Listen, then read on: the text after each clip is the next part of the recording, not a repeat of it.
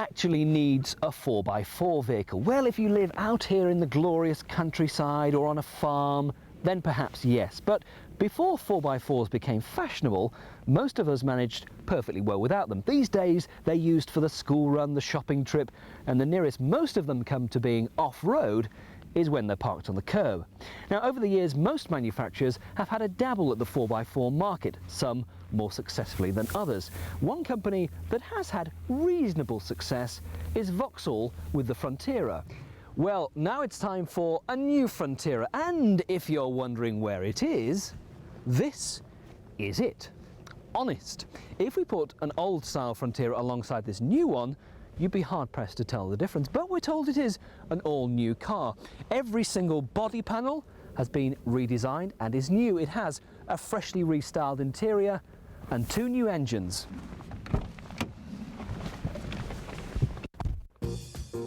The Frontera is a car I've always quite liked the look of. It never quite made it into the big boys league alongside the Discovery and Shogun, but when it was introduced, it more or less had the budget 4x4 market to itself.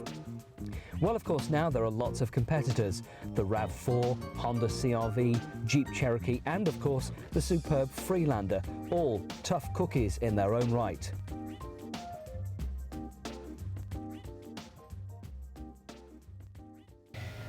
But we've decided today that rather than take the Frontera and give it a road test, have it nipping about town, parking outside our favourite wine bar, we'd bring it out here, into the countryside where this sort of car was of course designed for, and take it green laning, and dare I say, get it a bit muddy.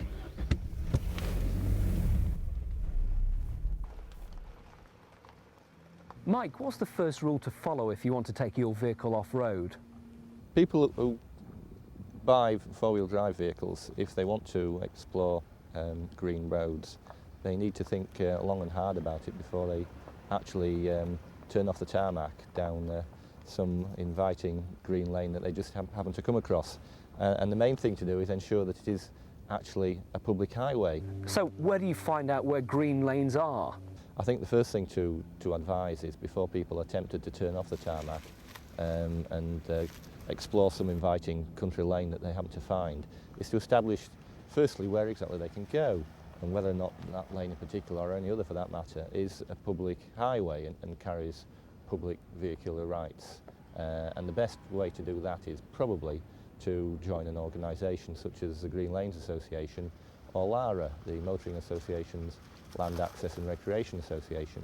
And people can find the details for both of those organisations in most four-wheel drive magazines. Every now and then the media seem to report that there are problems with too many 4x4 vehicles going off-road and green laning. Is this actually really a serious problem for you? The number of people using motorised vehicles on unsealed highways is very, very small. You could say that if a lot of people chose to buy their four-wheel drive vehicle and dash off down the nearest green lane, then there would be a problem. But equally, that would be applied to everybody who possesses a pair of walking boots, or everybody who owns a horse. And the truth of the matter is that there are such a small number of people using green lanes that there really isn't a problem. Is it better to go green laning on your own, or do you go with a group, 2 or 3 cars? What's the best sort of situation you would advise? I think some of the problems that may occur in people's minds is that they envisage great convoys of these shiny vehicles intruding into the countryside from the towns and bringing traffic jams with them, when if you want to explore green lanes, you really should be wanting to get out into the countryside. And the prime reason for exploring green lanes should really be to get into the countryside, not to see what your motor can do. And the best way of exploring them, to enjoy the peace and quiet of the countryside, is by yourself or with another vehicle, preferably with another vehicle for safety, for if you have a breakdown or something like that. And personally, I'd take the view that 2's company and 3's a crowd. Some points that we've noticed whilst driving the Frontera, both on-road and off it. In low ratio, the Frontera is higher geared than a Land Rover, which came as a bit of a surprise. The engine braking isn't as good either, which could be an issue if you intend to take your car on fairly ambitious routes. The suspension travel seemed very good. We also like the idea of the fold-away wing mirrors, which, if you're in tight circumstances, could be very useful. We didn't like, though, the power bulges on the wings. For instance, a Land Rover is square, so you always know exactly how wide your car is. The Frontera, with those extra inches, extra millimetres on the wings, just gives you a bit extra to think about, particularly if you're going green laning. So if you really want to take your 4x4 off-road, or green laning as the correct term should be, and risk a few dents and scratches along the way, just remember those tips from Mike Taylor that we heard earlier. Always check that the lane is public right-of-way and not private. Otherwise you'll probably have some irate farmer chasing after you. 4x4 magazines will give you the best spots to take your vehicle.